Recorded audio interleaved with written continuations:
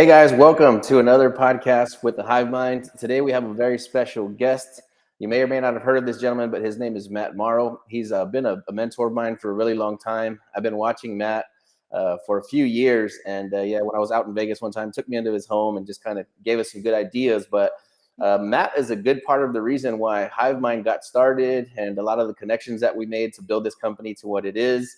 And we're going to have a conversation with him today. We're going to talk a little bit about multi-level marketing and kind of what happens in your life when you get good at this business. Well, that's a nice introduction, Anthony. Thanks a lot, man. It's fun. I like your music and the little pregame there. I was kind of rocking out. That's nice to hear. I remember our visit. You were in my room right over here, my living room, and I thought you were very pleasant, and it's always fun to meet new people. I think we had a mutual friend in Rush, if I remember correctly. Yep.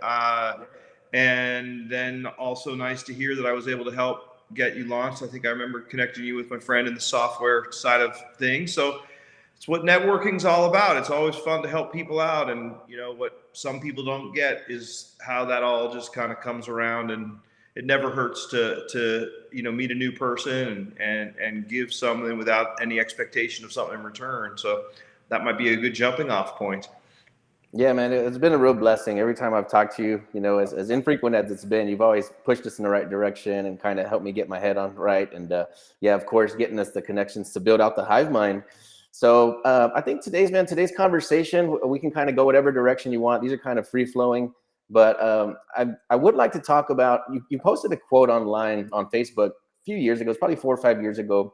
And it's something to the tune of, if you get good at the multi-level marketing business, then you would be like disproportionately better than your competition at business, something to that effect. And that really stuck with me, man. I was like, you know what we do in this business and multi-level marketing or network marketing, the skills that we build can carry over into anything. So can you just take a couple minutes, give us a little bit of background on you, and then kind of where you are with your business, what your experience has been like, and then where you're headed next? Sure. Well, that could take the whole show. I was going to say that's a lot, but that's pretty broad. But yeah, I mean, I feel you. I remember that quote. So what it was is this. To go way back, like when I'm 58 years old right now. When I was 26, I got into network marketing full time. So for probably about 25 solid years, it's all I did, and I made millions and millions of dollars, and I was one of the top people in the industry. I was in the Network Marketing Hall of Fame, and I think I've built teams of over 1 million people and done well over $1 billion in sales, and so I had a pretty illustrious MLM career. I've also sadly not picked always the right company. So I've had, quite a few actually companies that I built, 2-3 years here, 10 years here, 5 years here, 1 year here. And every time I've been successful. So I definitely mastered the skills it takes to be successful in network marketing. A lot of people think, network marketing is get rich quick, or network marketing is an easy way to make money. I think that's actually really not the case. I think network marketing is challenging. And one of the reasons it gets the stigma that it gets is because most people fail at it. It's not easy. I think network marketing by definition is marketing to one's network. And the cold, hard reality that a lot of people run into face first when they join network marketing is the fact that they don't really have much of a network that has any respect for their opinion whatsoever.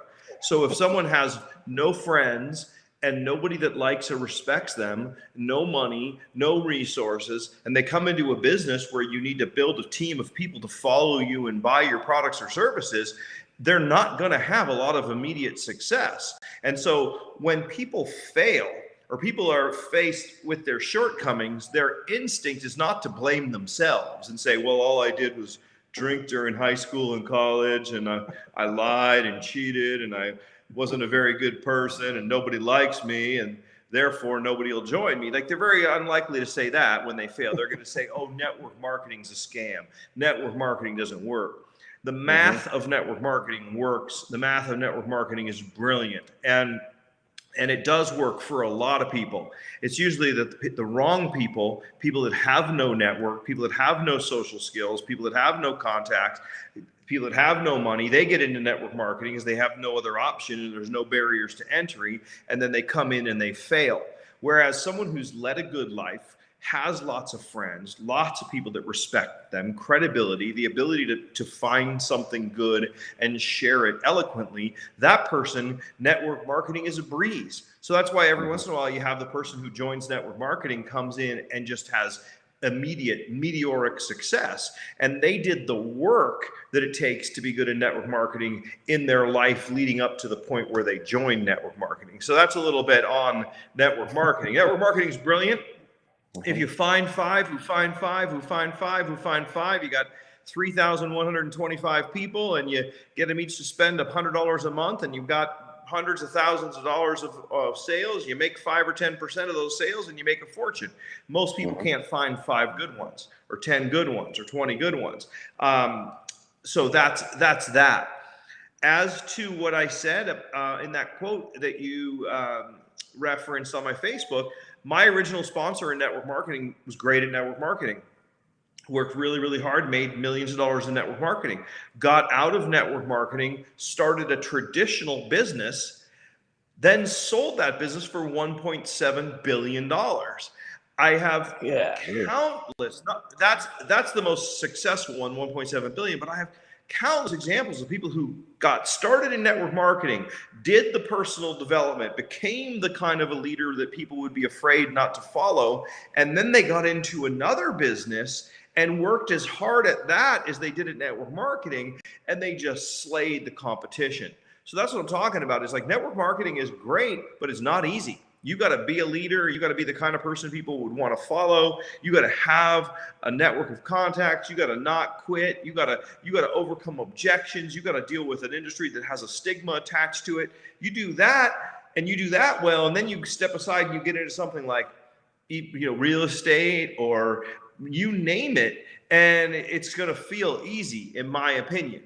So to talk about what I'm doing now, since 2015, when I kind of gradually stepped away from network marketing full time because I had saved enough money and made enough money that I could start to, just live on my investments and whatnot, I started segueing into real estate. And so that's what I've been focused on as of late. I'll take a breath in case you got something else you want to take. Otherwise, I can continue along those lines. No, man. Yeah, that's actually a great segue. I just wanted to mention just a 2-second background on myself. I did start in network marketing when I was like 18, and I flopped at several companies. I did bad like in 4 different companies before I kind of found my niche and found my groove. So yeah, I can see the progression that if a person just doesn't give up, they keep pouring into this business, because no business is easy, right? At the end of the day, you can start any type of business, and the likelihood of failure is pretty high anyway. But you get good at this type of business, networking, connecting with people. And, now I've been in the business for almost 20 years, and I feel like I have been able to push into any niche and any market, any business venture that I've ever wanted to push into. I can get momentum fairly quickly based on the skills that I've acquired. So now that you're heading into real estate, you mentioned it briefly, but yeah, can we do a deep dive on that, where you're headed into real estate now? How long have you been doing it? I guess I kind of didn't realize you were in the real estate space until recently. Well, I mean, it's a great place to hide money from yourself if you tend to be a profligate spender. I was all my career network marketing. It was always about, you got to make the money, and you got to, when you go to dinner, you got to be the guy that picks up the tab. I don't necessarily recommend this, but that was like, I was a spender, in my 20s and 30s and 40s. And I spent millions of dollars that I probably should have socked away. And I noticed that one place, whenever I bought real estate, I bought a home, or I segued that home into a rental property. It was difficult to pull the money out, because I don't like paperwork. So I would, refining is a pain in the neck, and my real estate became a big part of my net worth. And I've always been a big believer in having fun. Like, if it's not fun, don't do it. So I started going to Costa Rica in 2002. And I fell in love with Costa Rica, like everyone does. If you're on TikTok or Instagram or anywhere, you see just everyone's going to Costa Rica. Everyone goes there and never comes back. Everyone loves it there, the vibe, the pura vida. And it's true. It is a wonderful country. It was voted like the happiest people on earth. And I just absolutely love Costa Rica. So I like to do things that I enjoy for a living. So my wife and I bought a farm down there. We bought like a small organic farm type of thing, and we bought a little Dang. condo, and then in about 2015 or 16 or something like that, I bought another condo, and then one of my kids went down there, and he really liked the surfing and stuff, and he stayed down there. So then I figured we'd start a company. So we started a property management company with the Airbnb thing starting to get cranking. And so I started focusing on income producing properties for myself. And then I started talking about it like I always do. Like that's what network marketing is. You know, you believe in something with a passion, you're going to share it with other people. So I'm telling people about the ROI that I'm getting on my properties and how cool it is down there. And I would bring friends down there, and then we'd see another condo, and I say, well, if you want to buy half of it, I'll buy half of it. And then so I went in on a couple partnerships, and then it got to the point where I'll be like, well, let's just spend our time and energy just looking for phenomenal cash flowing properties that we can manage. And then I'll go out and talk to people and say, hey, do you want to buy a piece of this one? Do you want to buy a piece of this one? And it started off very informal. I mean, now it's gotten to the point where, you know, in the last couple of months, I raised nearly $3 million to buy properties that are, you know, bought by my friends and family and then managed by my property management company down in Costa Rica. So I've managed to create a business that has me taking friends to Costa Rica once a month to look at properties and have an amazing vacation. You know, we do all the ATV and the river rafting, the monkeys, the crocodiles, the, you know, the looking at cool beach houses and all that good stuff, which is what I would do if I didn't have to do anything, and now I'm getting paid to do it. So to me, when you can create a business that you enjoy doing, that's the magic, because then you never feel like you're working. And that's what I've created as far as my Costa Rica real estate investment empire, so to speak. Man, that's amazing. So are you guys mostly doing cash flowing properties? Are you doing any kind of flips down there, or is this just all like condo, you know, beachfront type stuff, apartments, or what is it? Single Yeah, just family doing homes, it cash sounds like. flow stuff. Mhm. I've never sold anything. We're just doing condos and beach houses and Airbnb stuff.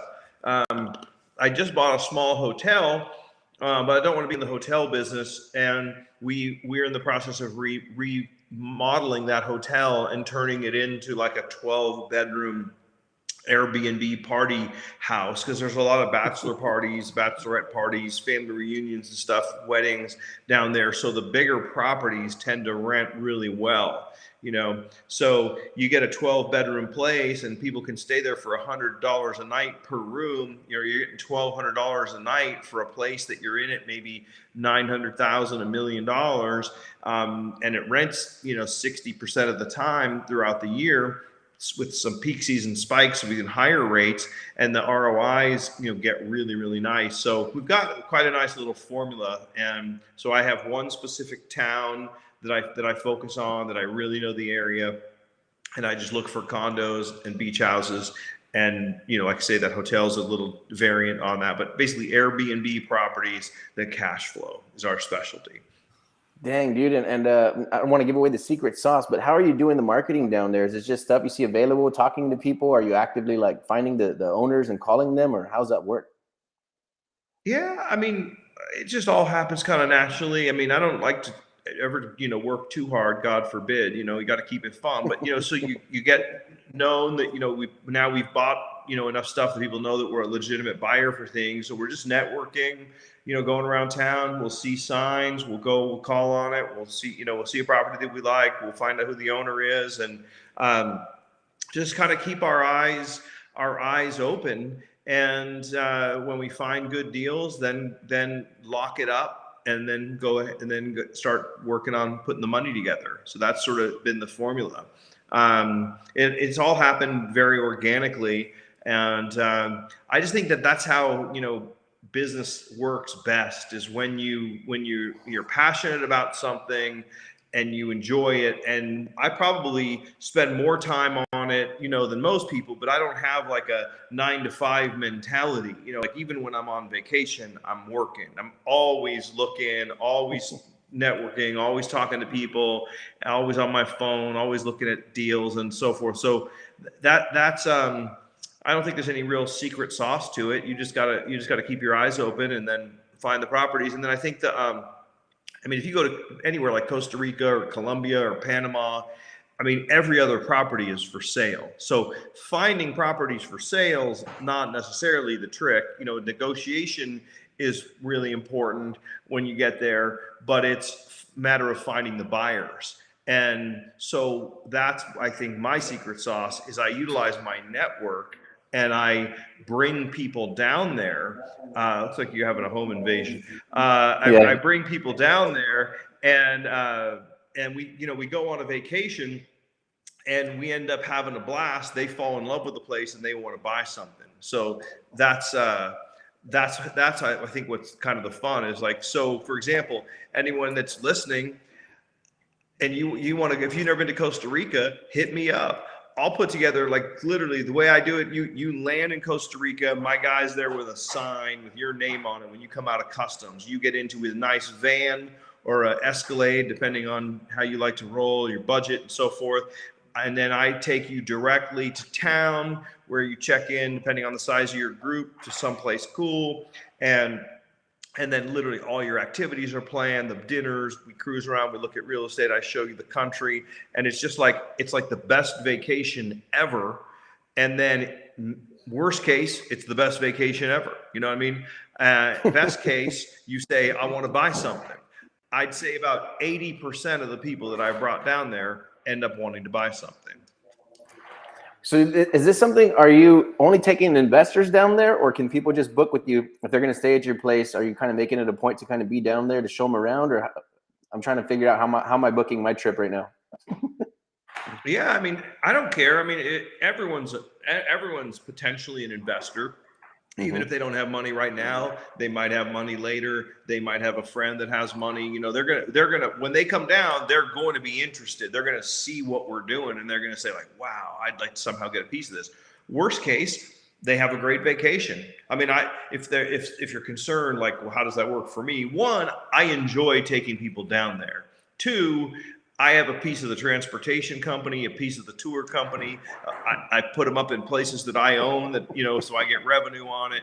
I mean, while I get everyone great deals and everything, I still make money even on the vacation. So that someone just popped a question that I saw there: is there financing available? That there really isn't. Down in Costa Rica, like there might be some kind of financing that you could get, but it would be really, really high private money down there.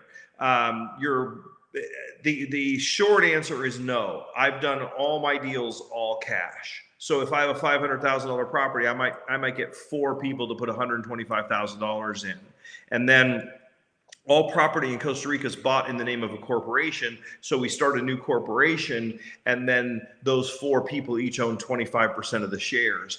We do all the management. We book the place. We collect the rent. We pay the expenses and the taxes and everything. And then we take, at the end of the month, we say, okay, here's your profit. We PayPal 25% to that guy, 25% to that guy, 25% to that guy. In the event that somebody wants to get out, other guys in the partnership have first right of refusal to buy them out. And then, or they can replace themselves, or if they can't work it out, we'll sell the property. That's never happened. Nobody ever wants to sell. You know, you got great cash flow and great appreciation potential. So but the answer is, sadly, it has to be cash. I've had people refi their U.S. personal residence and then pull cash out of their personal residence and then put cash into a property down in Costa Rica, but there's not financing available. Good question. Dude, that's amazing. I was going to ask, is there some kind of like minimum threshold that you're looking for? Is like 100K, like kind of a round number where you start like looking at people, or can they do like a fractional investment, like smaller amounts? You know, like I say, it's all just been friends and family. You know, there's usually like 3-4 people per deal. And so it's nothing that's that formalized. I'm just kind of putting groups together, and then because I don't want to, you know, get the wrong impression like I have some kind of a security or anything like that. Like, I mean, it's really not like, I take an individual property and I say, hey, here's this property. Mhm. Almost every deal I've put some of my own money into it. So almost every deal I've put together, I think there's one exception. I didn't put some money into it because I owned 3 identical properties in the same building. So I think it proved that I believe in the project. But I've always put some of my own money in. But I mean, it gets, if you had too small of, it would be too much trouble. So I would say, Mhm. yeah, I mean 100, 150, that range. 125 is 500,000 seems to be an interesting price point. We've found a lot of properties in the 500,000 range. Mhm. That's what it takes to get a condo that's big enough to really be a good renter. We've found that stuff that's over 4 bedrooms. So if you start getting into 5, 6, 7 bedrooms, that's when you really start to hit the Airbnb algorithm, or the little sweet spot, and you get better ROI. So I look for bigger places, and then I'll convert them and add bedrooms, because Airbnb, it's all a function of bedrooms and number of beds. So, but short answer to your question is, it just depends. If someone's interested in, like, if you wanted to go down to Costa Rica, step one, let's book a trip. I go almost Mhm. every month, and we hang out there and we check it out. You fall in love with the place. You decide you want to get a retirement home there, or you want to get a cash flow property. What are your needs? And then we find something, and we put some people together. I've had everything from a $2 million beach house someone bought on his own with no partners to, putting, I think the record is like seven people together on a property that was about $1 million, something like that. Man, it sounds like you've been working on this for a long time. There's a lot of moving parts here, so this is amazing. The questions I have right up front, I don't know if anybody else watching might have it. What does a person spend to go down to Costa Rica? Because I've never been. So what would an individual spend, and then let's say a family of 4, what would you spend to go down there? What does a trip look like if you're going to go for, say, 5 days or 7 days? Yeah, I mean, it depends also on, like, what's your from the moment you get there. Like, you take a Hmm. van, you've got a van trip. It's about an hour and a half from San Jose to Jaco, which is the town that we focus on, Jaco, and it's $120 if you go in a van, and it's 250 if you want a BMW X5 or an Escalade or a Suburban. You know what I Hmm. mean? So from the moment you leave, it's a question of how much luxury are we talking? As far as where Hmm. you stay, there's places that are anywhere from $100 a night per person to $500 a night per person, depending if you want to stay at the real fancy golf course resort with the 24-hour room service and the pools and the whatever, the lush Hmm. garden You're and going to go all out. the ocean. So it just depends, but you can go. So there's something for every budget. But let's just say that someone's trying to just say what's the bare bones minimum. You're looking at, probably, if you book your flights in advance, probably like $500 or $600 round trip from most cities in the United States, coach. So you fly into San Jose, you can fly like American through Dallas or Miami, United through Houston, Southwest and Spirit, I think, both fly there as well. Hmm. So you find a flight, you're looking at 500-600 a person. You got $250, rough numbers, round trip for your transportation to and from the beach, from the airport. So that's the basics, and then a nice 3 or 4 bedroom condo you could probably get for $300-400 a night. And then if you want to just buy groceries and load up the condo and eat, and make your own food and whatnot, and eat at kind of local spots and not spend a bunch of money. Or you can go, there's a steakhouse in town where it's just as expensive as eating in Vegas or Miami. So it really Yeah. depends, but it's not super. It can be, maybe $1,000 a person, for a trip like that. Like a family of 4 probably could spend $4,000 and have a nice vacation. Golly, yeah, that's what I was trying to figure out. Are these like $1,000 plane tickets, $2,000 plane tickets? But yeah, it sounds like for about No, it's like 5 to 7,500, you can have a 600. good time. Yeah, I mean, for sure. I mean, it's just, you go, like, you could stay. I mean, let's say some young person wants to come down there. I mean, you could just get your ticket. I mean, I see on TikTok all the time, there's all these travel hacks. You go to Google Flights, and you are flexible on your days. Maybe you find a $300 round trip, and then you stay in. there's a sick hostel that I know of, where if you don't mind sharing a room, you can probably stay for like $15 a night right on the beach. I mean, if you're trying to save money, that exists in Costa Rica. You can go there for like next to nothing. You don't have to take a van or an Escalade. You can take a damn bus. I mean, it's just, if someone's trying to save money, all kinds of young people come down there and live on the beach on the cheap. And then so it's hard to say, but I mean, whatever someone's budget is, whatever their taste is, I'll cater a trip, and I'm always happy to help people. I mean, that's what I do. It's fun. And that's super cool. Actually, I'm really going to hit you up right now. Yeah, see if we can get one scheduled in. All right, cool. Let's do it. I just got back. I'm going probably again. My next trip will be July, so I'm taking June off. I'm not going to go in June, so we can do it in July. We can do it in August. You just let me know. But yeah, I mean, it's really interesting. How anything you do, just have your end game, your vision in mind. I mean, just going back to what we started on talking about is network marketing, whether it's building a hive mind business, whatever it is you set your mind to, all you have to do is have a vision of what you're going to create, and then just take consistent action towards making it happen.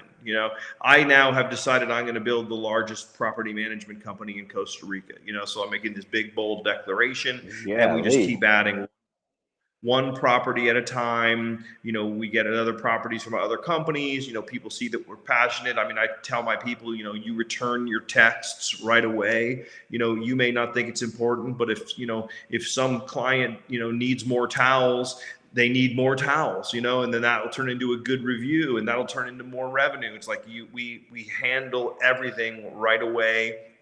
Real simple stuff. It's just like if in network marketing, someone sends you a message and says, hey, my brother-in-law wants to talk about the deal, can you do a 3-way call?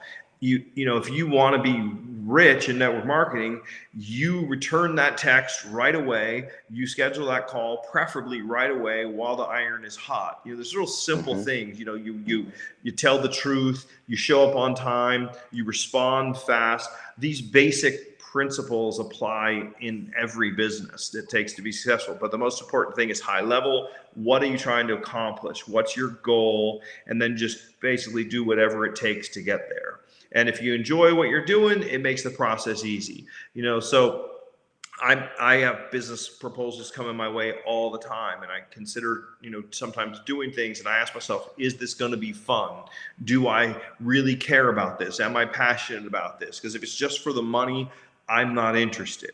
Maybe I could make more money doing, deals in Detroit, but I don't want to go to Detroit. I want to go to Costa Rica. And that's what I always tell people. It's like, look, you get a property down here, you can come here, you can go on vacation, you can stay in your place whenever you want, and then have the best possible vacation home or second home or retirement home that cash flows every day when you're not there. I believe in that because that's how I got started. We bought our own place down there. And then I had a couple properties in the beginning that didn't cash flow. Like that farm was a total abortion. I mean, I just lost my ass on that thing. But the condos and stuff like that, and the beach houses, those things, I love going there when I'm there. I got an owner's closet where I keep my stuff. And when I'm not using it, I'm renting it out. So it's making me money. My net worth is increasing. My appreciation. I think Costa Rica hasn't seen the appreciation that the U.S. has seen. So the real estate market there is continuing to go up dramatically right now, kind of like we were last couple of years. It's a little behind us, and so you can get great values and you get great cash flow. So yeah, as you can see, I'm pretty bullish and passionate on it. Yeah.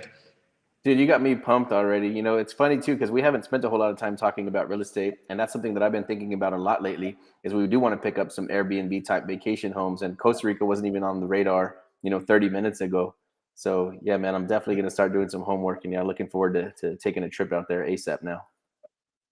All right, well, let's do it. It sounds good. I mean, that's what I do. Like, I mean, I pride myself on not working.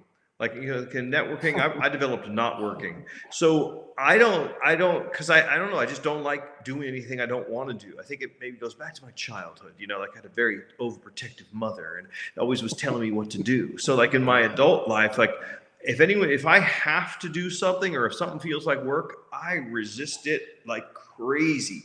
So all I do is, I live in Las Vegas, which is like the most fun place on the planet, so I go out and I just do stuff, and I'm always getting around people and I'm doing what I want to do. And then the opportunities present themselves. So conversation comes up. We're like talking, oh, Warriors versus Boston, blah, blah, blah. What else? Vacation. Oh, I just got back from Costa Rica. Oh, I've never been there. Oh, it's the best. But the conversation flows so naturally. Next thing I know, the people I'm talking to want to go to Costa Rica. It was the same thing when I was doing network marketing. I did super well in a company that had a healthy energy drink. And this is kind of a stretch now, but back then it made sense. Red Bull and Monster were massive. And I said, look, we've created an energy drink. Yeah, people drink energy drinks. We created one that was healthy, and I would always be drinking one. People would ask me, like, what is that? I say, oh, this is this energy drink that's good for you. You drink one of these a day, you don't have to take vitamins and minerals because it's all in the drink, because I'm never good at remembering to take my pills. Oh, me neither. Yeah, just drink one of these every day. Here, try one. Hand them a nice cold drink. They drink it. They like it. They buy it. I put 180,000 people into that business. I don't even know how many tens of millions of dollars of sales.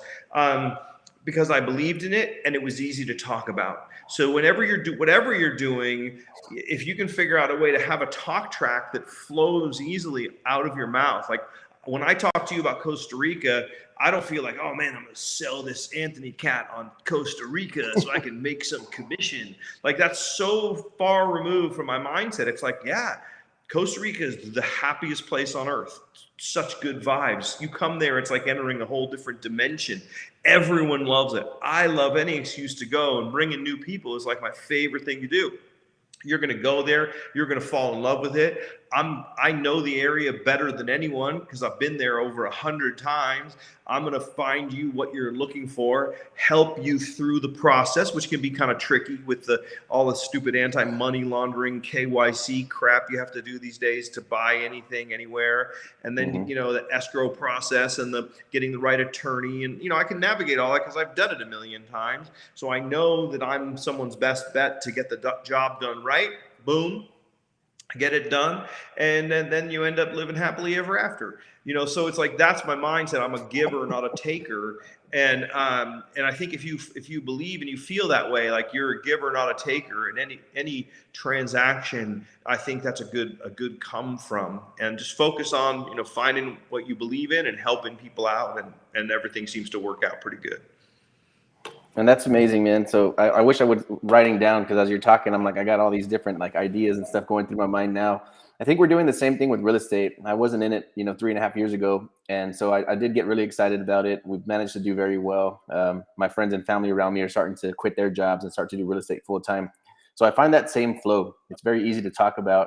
And I think I identify with you. What you just said right now is that I try to make it not work, because then that's something that I kind of harp on to my team over and over again, is that if it's stressful, if it's not fun, if you're not enjoying it, if you have to be, in your feelings during the day, then let's just not do it at all. If we have a client or a seller or a buyer that's being difficult, let's not do the deal with them at all. So now thinking in terms of like doing this on an island, like I'm sold, man. Yeah, that sounds good. I mean, that's what it's all about. It's like, if it's not fun, don't do it. That's my philosophy. Now, not everyone's maybe in that situation. You might have to work some job you're not crazy about, but if you can get to the point where your vocation feels like a vacation, that's where you want to get in life, I think. And it really is a cheat code for life. It's because I wake up when I want to wake up. I do what I want to do 24/7, 365. I've been doing that since I was about 27 years old. My first 12 months of network marketing were hell. I mean, it was hard work, a lot of rejection, a lot of people telling me they're going to show up at a meeting and they didn't show up. A lot of people telling me I'm a pyramid scheme and I'm an idiot and I'm a loser and all that kind of crap. I mean, it was not, it didn't happen overnight. But I didn't get bitter. I got better, to quote Jim Rohn. I sharpened my skills, and I just became a bigger person, and it got to the point where that stuff just bounced off me, it's like, and I just went through it like a hot knife through butter and became a total ninja, and then just started, stacking cash and then get to the point where you got that ultimate freedom, and that's where everyone wants to get. And hopefully, this podcast will help someone with a couple little nuggets to help them get there. Yeah, that's something I say right now, man. Is I'm not rich, but I can do whatever the heck I want to do right now. Literally do whatever I want to do, and I feel comfortable here. And so, like, let's try to not turn this into another like ball and chain. If I gotta chain myself to my work again, that's what I'm trying to avoid, like the plague. But in closing, man, can we cover real quick? Because there's a lot of people that come on board that are brand new. They have no idea what to do. They don't know how to build a team. A lot of people focus on the real estate side of HiveMind. If you're trying to build a networking business, do you have like a couple of pointers that you can give somebody that's brand new? Maybe they don't have the resources, they don't have the network. How does somebody start from scratch? How do they find momentum?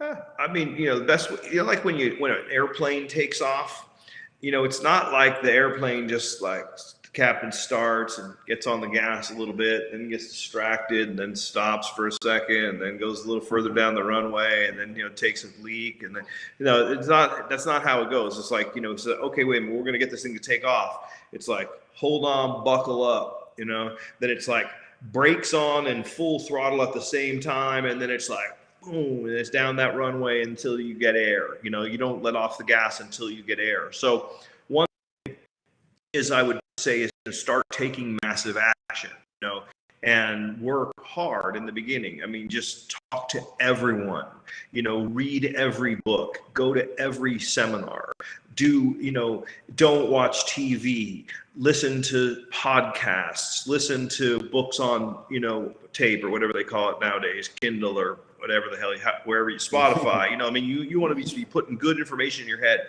Go to every networking opportunity that you can. Social media has made it a lot easier. You can join groups. If you're into Baja racing in Mexico, join a Baja, Facebook group, and someone starts talking about overlanding and something about overlanding, and you start, interacting, and next thing you might go on a trip with some of the people that you meet there, and then you end up making a new friend. And then, I mean, it's weird. It's a circuitous route. Because in networking, you only need usually 2 or 3 really good people, to join your team. To get that, people don't realize this, but you're looking for 3 percenters. So if you need 3 killers, you're going to have to sponsor 100 people. All right. And if you sponsor 100 people, now whether that takes you a year, 2 years, 3 years, you're going to end up with 3 killers. Now, understand, with 3 killers, you usually make like 20,000, 50,000, 100,000 a month. Finding 3 killers is not easy. So let's say you might have to talk to 1,000 people to get 100 to join to get 3 killers. Just whatever it takes. You want to go and be around people and talk to people and network, and do it on social media, do it in real life. And be a giver, not a taker. Think about when you go to a cocktail party, you don't just go to a cocktail party with a bunch of strangers and walk up to them and be like, hey, do you want to join my deal? They'll be like, you're weird. It's like, you want to buy a watch? Open your trench coat. No, you go to a cocktail party, maybe you tell a joke, you meet someone, you BS with them a little bit, you find out what they're up to the point. Usually if you care enough about other people, like legitimately, like learn how to listen, pay a sincere compliment. Now, don't be a fake person. Like if your goal is make a friend, if you see someone that you don't really like, you don't really connect with, I don't sponsor people that I don't like. I don't try to sponsor people that I don't. If it's not someone I would invite over to my house for dinner, I'm not talking to them. But if you see someone cool, get to know them. And eventually, if you ask them enough questions about them, what are they going to eventually do? They're going to ask something about you. And then that's the beginnings of a relationship. Make a friend, then make a sale. It's a process. It's just like, and this sounds, not to sound like weird or old and creepy or anything like that, but it's just like if you're young, let's say some of your listeners are in their 20s, 30s, you're single, and someone said to you, like, how do you get a girlfriend? All right. It's like, you don't just walk up and grab some girl's butt, that's how some people do network marketing. And it's that tacky. It's like, no wonder people hate this industry. It's like, you just meet you. It's like, hey, join my business. I love you. It's like, shut up. I don't even know you. Smack you. Like you got to have some game. You got to have some skills. And it's the same exact kind of thing. You're looking to develop a relationship with a person. It's a business relationship, not a physical or, intimate relationship with someone, but it's the same basic process. You got to develop some skills. You got to practice. You got to learn. You got to model behaviors that work. And networking is one such skill. How do you make a friend? Think about it. If someone doesn't have any friends, they might want to work on that. And it's the same skill set, because the people who join you in business are always your friends. The people that, or they could be new friends, just people that like you. We've all made friends. Like one time you go out and you meet someone, and next thing you know, you're bros, you're friends. Like, so you can do it in a night. You could or the equivalent of a one-night stand. It happens, okay? But you just got to be good. You got to be good at it. You got to learn how to create rapport and make friends. And for some people, that's going to be a lot of work. But if you're good at making friends, you can be good at network marketing, because your friends are going to want to associate with you more. If you're passionate about it, odds are they're passionate about it. So if you're excited about something, they're going to listen to you with an open mind. They're going to want to join you. So the biggest secret to networking is go out and make as many friends as you can. If you already have a lot of friends, it's really easy. Just talk to them about, what you're talking about, not in a salesy way, but in a passionate sharing your vision of what you guys can do together. And that's how I've always done it. And that's perfect right there, man. I think that's our whole model behind Hive Mind. I don't know if people grasp that yet, but I'm excited about real estate right now at this current phase of my life. It's changed my life. This is the first year that I'm doing real estate full time now. I think a brand new person can come on board, make a year's pay or two, on a single deal or two deals. So it's easy to get excited about for me. I don't know what other people are thinking, but yeah, man, I think that's the magic. It has to be something that you enjoy, something you love, something you're excited about, man. But yeah, that's amazing. So cool deal. Do you have anything else in closing you want to share? Let me just say this. Yeah. I just going to say, like, if anybody wants to reach out, on the Costa Rica side of things, my company's called Costa Rica Elite. So it's CostaRicaElite.com, and you can take a look at our properties and our website and some of the tours and stuff that we offer. I mean, just shameless plug, but I'm happy to meet new people and help out. And I don't really have a super big agenda. What's kind of, I think, powerful is when you don't have any real needs, and you're just really more about the giving side of things. It works out better. So like I have no needs, thank God, at this point in my life, but I am passionate about to help people get real estate, and that's my main focus. Still play around with network marketing. I'm in a couple companies that I like it. If I meet someone and they're into something that I think makes sense, I'll tell them about one of my, 2 or 3 opportunities I'm involved with, but it's not my main focus anymore. But yeah, that's one thing. Some people say that what is a quote that is yours or someone else's that you resonate with? I'd like to dispel a myth. Some people say if you chase 2 rabbits, you won't catch either of them. And it's usually the upline that's telling you that you can't do more than one thing. And because they're selfishly, they just want you to focus all your energy on their thing. The reality is that you can have twin passions. You know what I mean? Like my wife and I, for example, she has a business that I've recruited people into that sells clothing, like sports bras and leggings and stuff like that. It's like Lululemon for less as a network marketing opportunity. We crush it in that.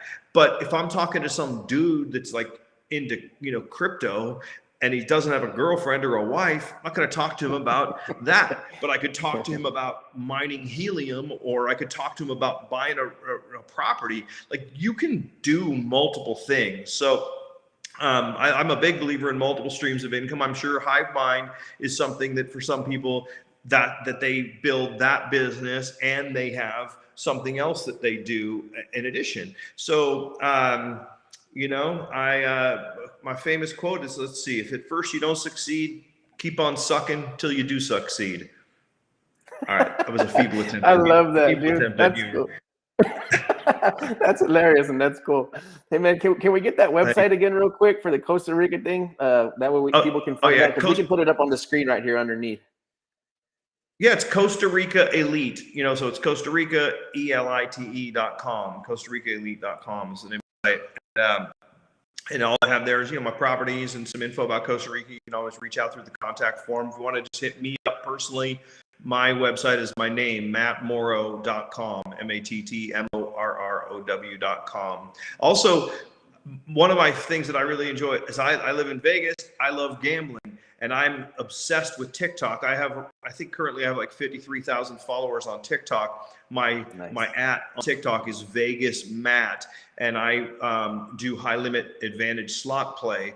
And so like I'll gamble. The other day I was at the Wynn doing $1,125 a spin on a slot machine, and people like to watch these sessions, and just the mad wins and losses are fun to watch. That's just like a hobby, another hobby that I've turned into a money-making thing. I got sponsored by a poker site and stuff like that. So if you like gambling, follow me on TikTok at Vegas. One of my shameless plugs. Thank you very much for having me, Anthony. No, this was fun, man. Amazing. You're modern day King Midas, man, and we know your time is being spread out thin. So we appreciate you hanging out with us and teaching us the game. Thank you so much, man. I'll see you in Costa Rica. You're too kind. All right, everybody. Hey, man, cool. Thanks for having me on. I'll catch you guys later.